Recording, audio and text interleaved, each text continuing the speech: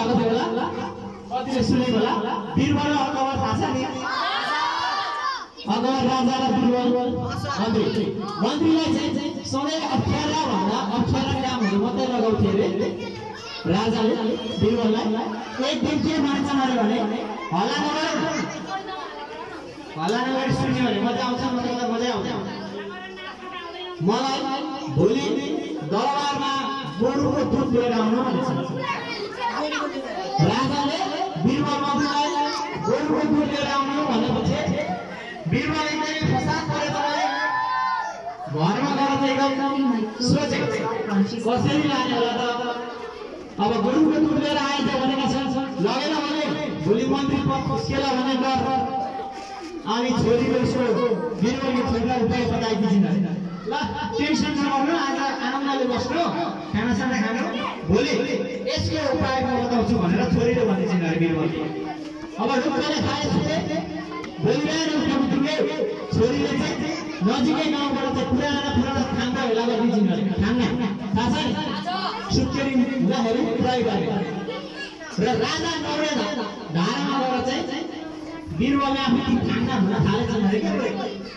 बिहान राजा सबेरै उठेर मुख धुनाए यसो मन्त्री त्यो पनि त्यो आका हो खाना गइरहेको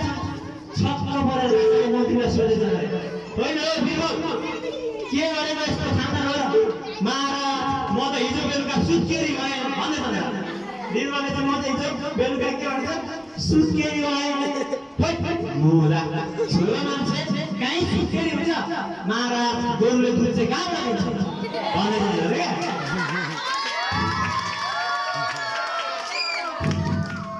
अझै भन्नु हजुर मलाई गल्ती गरे हल्ला पुलिस साइलेन्ट एउटा मान्छे बसमा पहिलोपल्ट चढेको थियो चढेको केही समयमै धरानबाट काठमाडौँ जाने रुटमा बसमा चढेको थियो चढेर केही समयको यात्रा गर्ने बित्तिकै उसलाई निद्रा आएछ भुसुक्क निद्रा आएछ कन्ट्याक्टरले सबैसँग भाडा उठाउँदै आयो त्यो निराको मान्छेसँग पनि भाडा उठाउनका लागि बोलाएछ हल्ला नगर्नु हल्ला मान्छे बसबाट काठमाडौँ जाँदैछ हराएर बिचैमै निरायो कन्ट्याक्टरले सबैसँग भाडा उठायो लास्टमा उसको साल आएछ निदा गर्ने मान्छेलाई कोट्यायो सुनेन निदाएको मान्छेले फेरि कोट्यायो सुनेन र साल बोलाउने हल्ला नगर्नु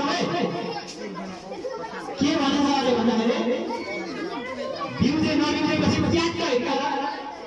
हिर्काएपछि दिउँजे चाहिँ अनि दाइ भाडा दिनुहोस् न भनेछ अनि दिउँजेले के भन्छ झसक्क हुँदै के भनेछ तपाईँले भन्दाखेरि होइन